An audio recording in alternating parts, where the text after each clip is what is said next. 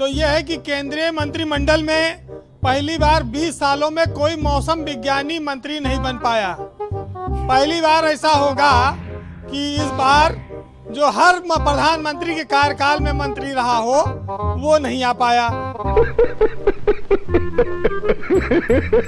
हाँ, उस बार मौसम विज्ञानी के छोटे भाई जरूर मौका पा गए। अब वो अपना आगे अपनी घोषणाएं करते रहेंगे, भविष्यवाणियां। दूसरा, निशंक जी बिना शिक्षा दिए ही मंत्री पद से रिटायर हो गए।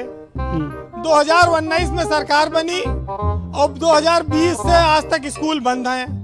तो स्कूल चला नहीं, पढ़ाई करा नहीं पाए शिक्षा मंत्री।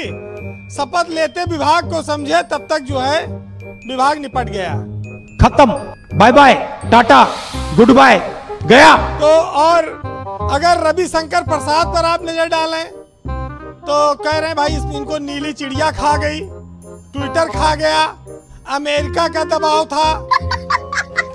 लेकिन कल्याण सिंह के पुत्र राजू भैया कई बार से सांसद होने के बाद मतलब गुरु गुड़ रह गए, चेला शक्कर हो गया।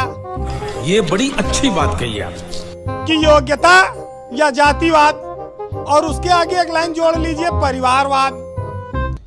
लखनऊ की दोनों सीटें खुशकिस्मत हैं, उनको केंद्र में दोनों के सीटों पे लोकसभा के जो सांसद है वो मंत्री हैं। उनके घरों में दोनों के, एक की पत्नी विधायक है, एक का बेटा विधायक है। बीजेपी में ये सब चलता नहीं है, लेकिन जिला पंचायत अध्यक्ष और ब्लॉक प्रमुख चुनाव के लिए छोड़ना पड़ा, परिवारवाद को भी महत्व देना पड़ा। सुशासन की सरकार है, लौड़ा की सरकार है। लेकिन एक चर्चा और आई कि भाई बंगाल में काम खत्म हो गया तो वहां के मंत्रियों को भी हटा दिया। तो ये दो बातें हैं, बंगाल में मंत्रियों का भी काम खत्म हुआ और पिंजड़े के तोते का भी काम खत्म हुआ। अब इन दोनों ने उत्तर प्रदेश की ओर रुख किया है।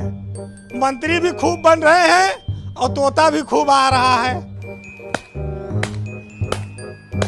इस देश में आर्यों ने राज किया, मुगलों ने राज किया, अंग्रेजों ने किया, लोकतंत्र भी आया।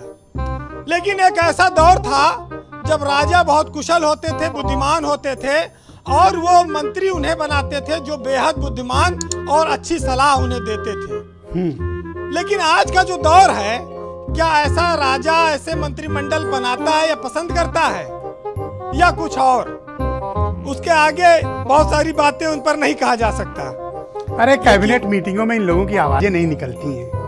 अब कौन मंत्री है उत्तर प्रदेश में जो कैबिनेट की मीटिंग में आवाज उठा पाए? एक की आवाज नहीं निकलती, घिघी बंधी रहती है इन लोगों। तो जब राजा जैसे मंत्री पसंद करेगा अपनी कैबिनेट में, उसी तरह के मंत्री रहेंगे, नहीं तो उनको जाना पड़ेगा। लेकिन आज देश के प्रधानमंत्री नरेंद्र मोदी की एक चीज के लिए तारीफ करनी पड़ेगी और साहस की भी, कि उन्होंने जिस तरह से मंत्रियों से इस्तीफे लिए, मुझे क्रेडिट नहीं चाहिए। कई बार वो मीटिंगें कर रहे थे कि पिछले कई महीनों से अपने आवास पर, कोरोना काल की भी चर्चा थी। तो ये लोग तो जानते थे कि स्वास्थ्य मंत्री देश के हटेंगे, लेकिन शिक्षा मंत्री को लगता है कि उत्तराखंड की जो राजनीति थी वो उन पर भारी पड़ी है।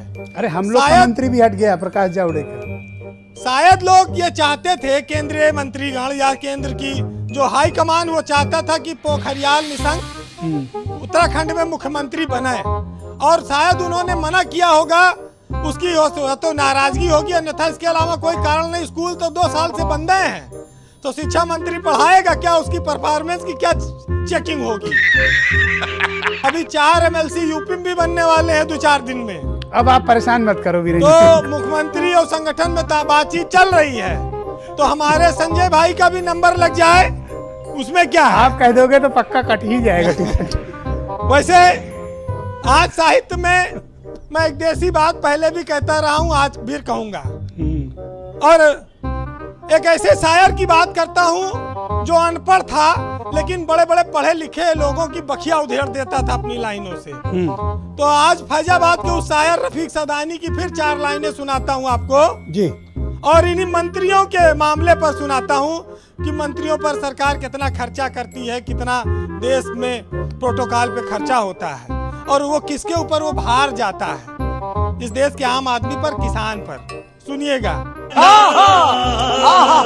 कि पाखंडी रहे छाव माँ और घामे में जरी हम, और जलपान करे नेता भुगतान करी हम।